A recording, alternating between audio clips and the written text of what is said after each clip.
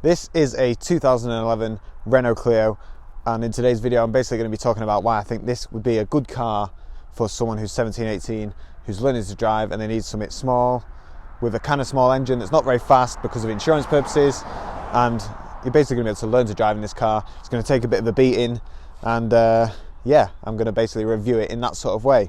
Now I think if anyone's qualified to do that with this particular car, it's me, because I bought this car. This is my old car. I bought it when it was 23,000 miles, and I've pretty much had my foot on the floor until it's got to 60,000 miles.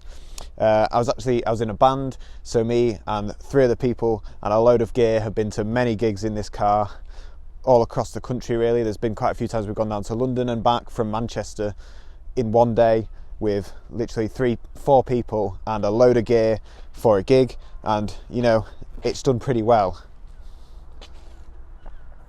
Now this car has a 1.2 litre engine, it's about 75 horsepower, and that means it's very slow, so you spend all your time with your foot flat on the floor pretty much. So the 37,000 miles that I've done in it have basically been flat on the floor. This is technically my second car. My first car I had for only about a year before it actually blew up, and that was a Mitsubishi Colt. Well, it didn't technically blow up, but it just had loads of problems, so we ended up getting rid of it. So yeah, this is pretty much my first car, I would say. However, the first year of driving I had a black box. I got rid of that a few weeks before I got this car. So this car got the wrath of me just losing a black box when I was 18 years old. So you can imagine what sort of beating it's taken. Now the reliability for me has actually been really good. So there's only pretty much one thing that's gone wrong with this car in my ownership, and that was something to do with the gear linkage. I don't know the exact part name, but basically it kind of just almost seized, but it hadn't seized, it just I couldn't get it into a gear. It was a cheap and easy fix. That probably happened, I don't know, maybe 40,000 miles-ish. Other than that, she's still going strong, and there's nothing else really wrong with the car. Now this car is fairly tough. I might have damaged a Range Rover Evoque a little bit, but this has had no repairs done to it, nothing done to it since the accident. It was a few miles an hour, the accident, but there's literally no marks on the front from that, and I'll put a picture in of the damage that was done to the Range Rover. So yeah, might have damaged the Range Rover a little bit. No one was hurt, but I suppose I had one less Range Rover Evoque on the road for a bit, which isn't exactly a bad thing, is it? So let's move to the inside and I'll show you some more things about this car.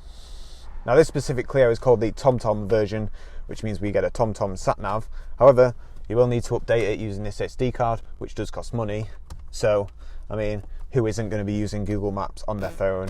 You can just put a phone holder here and you're away. So I wouldn't bother looking for one with a sat-nav, because people will try and charge you more for a sat-nav, but I would rather pay for one without a sat-nav. So there you go.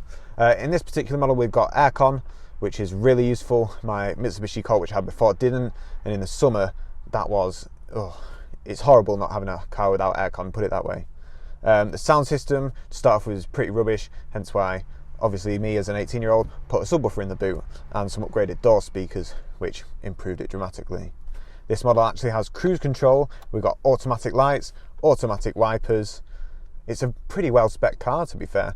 There's a lot of cars that don't actually have cruise control or auto lights and wipers, and the auto wipers actually work, which is, if you ask me, very surprising for an old French car.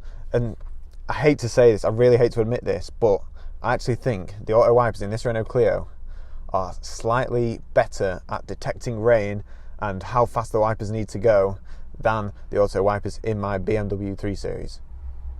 I'm sorry to admit it, but yeah, that's how it is. Moving on, we've got a 5-speed manual gearbox. Like I said before, the only thing that's ever gone wrong with this car is that gear linkage thing, which wasn't a massive problem. It was a quick, kind of cheap, easy fix, so I wouldn't worry too much about that.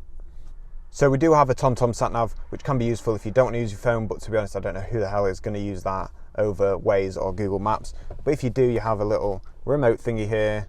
But if that runs out of battery, it takes 2 AAA batteries, and if that runs out, then you can't use the sat-nav, which bit of a design flaw, but there you go, because the sat-nav isn't touchscreen. But you can also change the settings, the colours, you can change the icon to pretty much any model of Renault. You can even have an F1 car for you boy racers. You can change the voice, so it's got a different accent, or obviously different languages, and you can change it so it's got a different accent. If you want New Zealand or Australian, that's fine, and that's funny for about 5 minutes. Other things, there's a couple of annoying things down here actually. So we've got 2 cup holders, which don't fit a Starbucks cup or a big McDonald's cup. The only thing they really fit is a 330ml can of whatever, Coke, Fanta.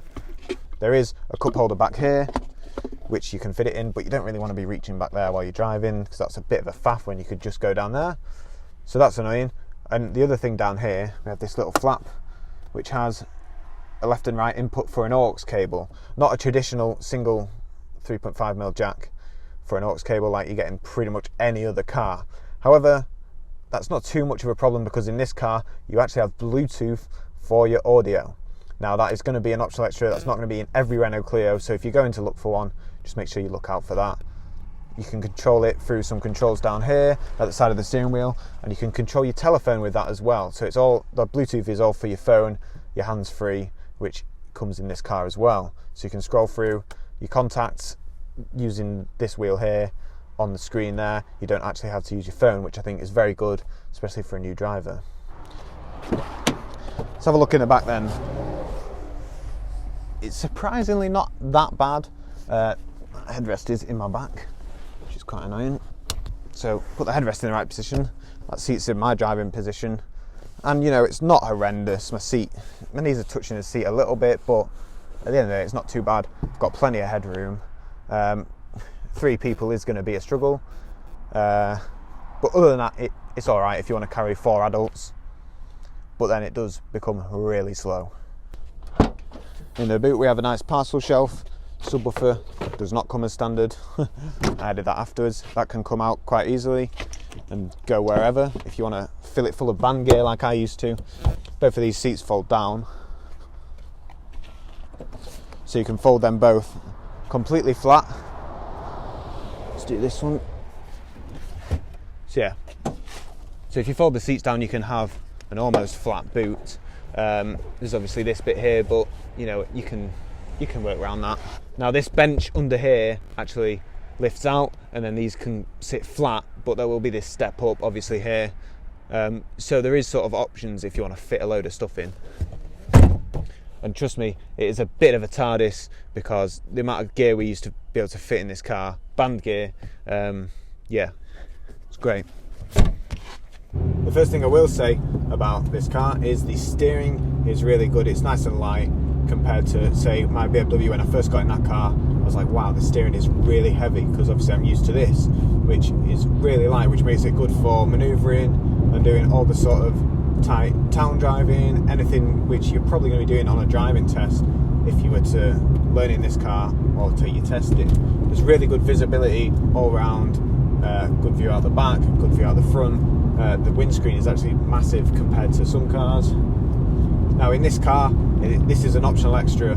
We have electrically powered mirrors. That's not powered as in they don't fold in electrically, but you can adjust them electrically through the thing here, which you don't really get in a lot of cars like this. There's not too much road noise. It's quite comfortable. I've done a lot of long drives in this car, like I said before, including a few trips from Manchester to London and back in the same day, and you get a bit of a numb bum after a few hours, but it's really not that bad. I've never had back problems, which some people might complain about in whatever car. Yeah, it's a nice car to drive, really. Now let's talk a little bit about insurance. So it's going to vary completely on where you live, who you are, what you do, whether you're in a relationship or not. He's flying.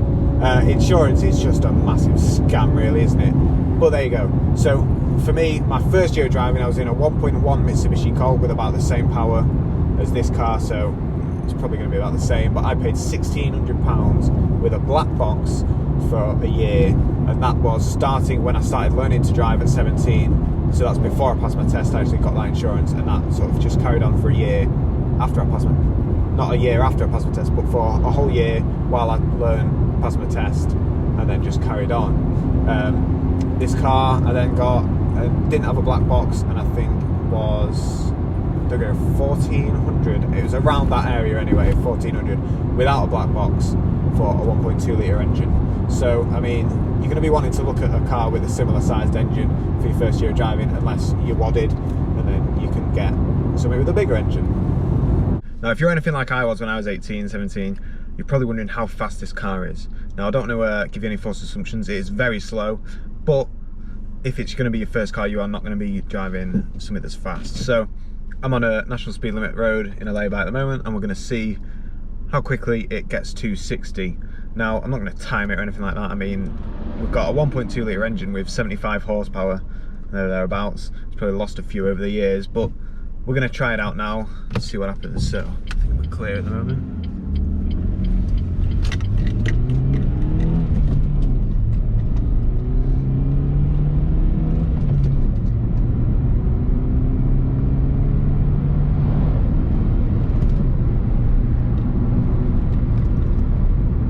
About 60 in quite a while.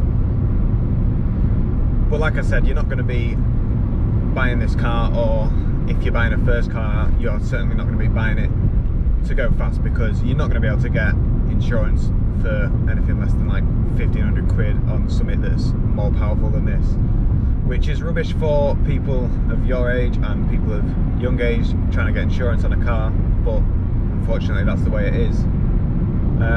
Economy, let me just check, average about 40 mpg if you're doing sort of town driving, maybe on a few dual carriageways as well. If you're going to do a lot of motorway runs, then it's not going to be that economical, because I mean, let me just go up to 60 miles an hour anyway on this road, and that's pretty much 3,000 rpm. So when you're at 70, the revs are going to be even higher, and you're going to use a lot more fuel doing that. But overall, this is, you know, it's just not the sort of car you're going to be doing long motorway journeys on anyway. You'd probably get a diesel if you were going to do that. So it's not too bad. That was a very fast Golf R going past. So running costs of this car, your insurance is obviously going to be whatever it costs for you, but the tax is quite low. I can't remember what that is. I'll put it on the screen now. And like I said before, economy, probably if you're just doing town driving, you're probably looking 35-ish miles to the gallon, maybe a bit more. If you're doing a mixture of town and sort of motorway or dual carriageway or whatever, you're probably looking at about 40 average. To buy the car itself, on Auto Trader at the moment, the average for one about this mileage is about 2,200, that sort of area. If you go for one with higher mileage, then you're obviously going to bring that cost down a bit. Well, there you go. Hopefully you've learned something from this video. I've tried to aim it kind of towards people who are first time drivers, because essentially that's going to be the sort of people who are going to be searching and watching a video on this little car. If you're a car enthusiast and you want to see fast cars and stuff, that's not the sort of person who's watching this video, is it? So I tried to aim it that way, and hopefully you've learned something. And if you want to buy one, then hopefully you've learned what you need to know, and you can go and either buy one or decide that you don't want to buy one. So that's it for today's video. Thanks for watching. If you have a car that I can review, please send me an email to furtherdrives@gmail.com, or actually just message me on Instagram, which is probably the easier option. So go and follow me on Instagram as well, which is @furtherdrives. And yeah, just let me know if you've got a car I can review. Please subscribe to the channel, give the video a like, leave a comment, do whatever you like. I'll see you on the next one.